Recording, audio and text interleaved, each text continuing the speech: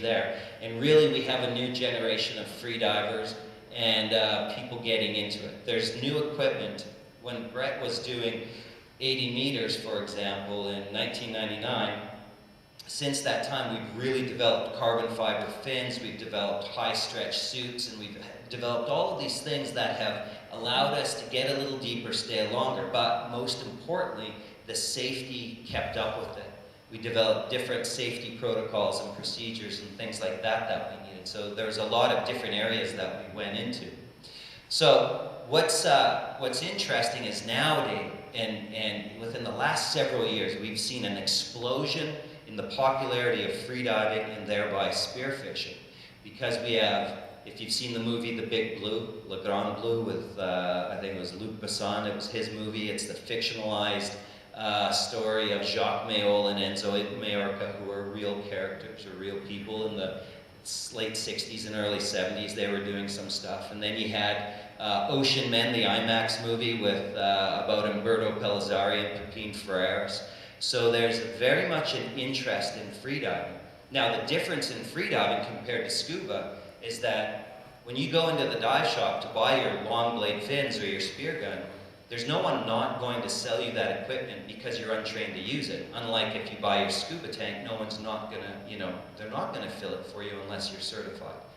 So the idea is we have to get the idea across that learn how to do it properly, know what some of those basic techniques, and there's a lot of mentors in this area that have done programs, they know the different safety things and how you should work within it. The Cove movie, if you haven't seen it, my wife and I are in that, and it's about a dolphin slaughter that goes in Japan, but there's a significant amount of freediving in that as well. So it's getting more popular.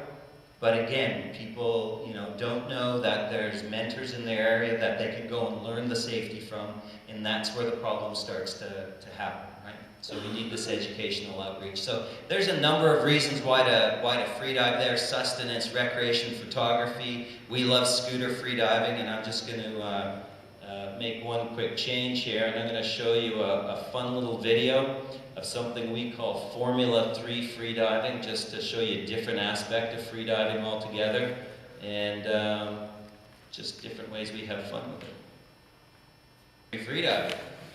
That's just another way of having fun under the water, besides spearing fish or anything else.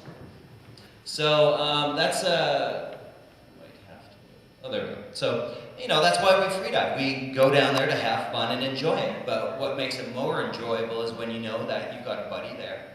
You're staying within safety protocols. They're watching you and keeping everything safe. So there's lots of benefits to it. I don't want to go into this. It's in-water comfort. There's this yoga zen-like thing to it. Better interaction with marine life, and the spearfishing guys will tell you how close you can get freediving compared to blowing bubbles on scuba. So there's nothing like it.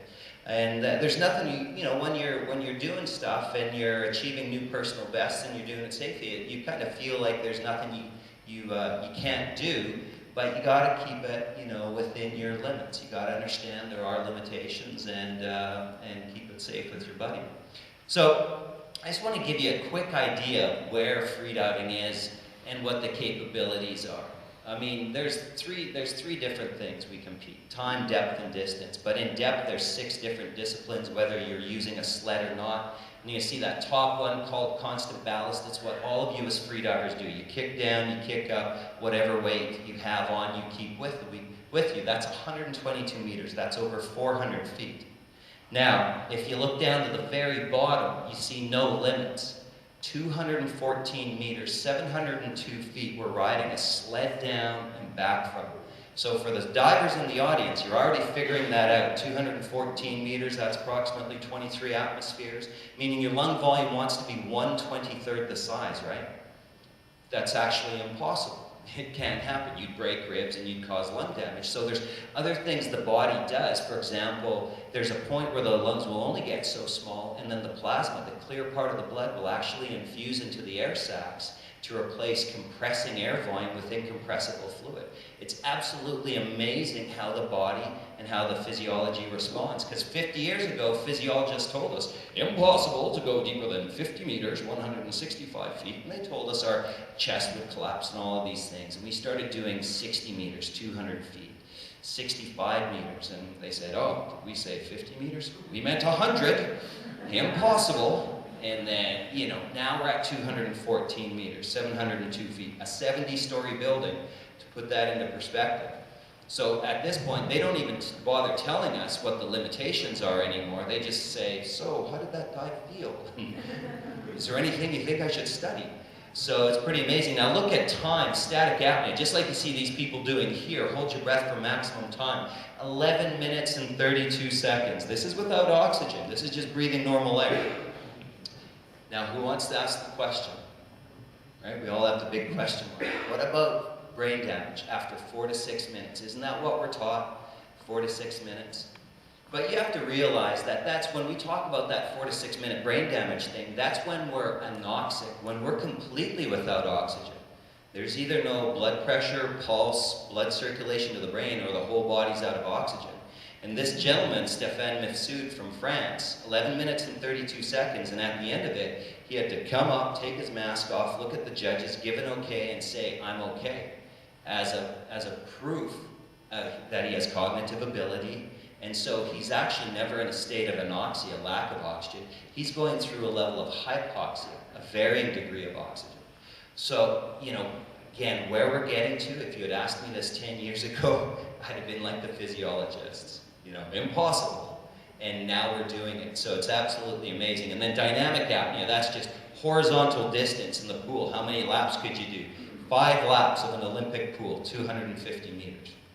Right? So it's pretty amazing, the capability. But that's just focusing on one specific area and type of diving and fine-tuning the body to do all of those sorts of things. So how is it humanly possible? Well, it's all about aquatic adaptations. From the day you were born, you were genetically encoded with mammalian diving reflex. Tough luck, you got it, you can't get rid of it, right? It's within each and every one of us in this room. Now, if you grew up and your parents didn't want you to go near the ocean or the swimming pool because it was dangerous, you started to lose that reflex, and it dulled.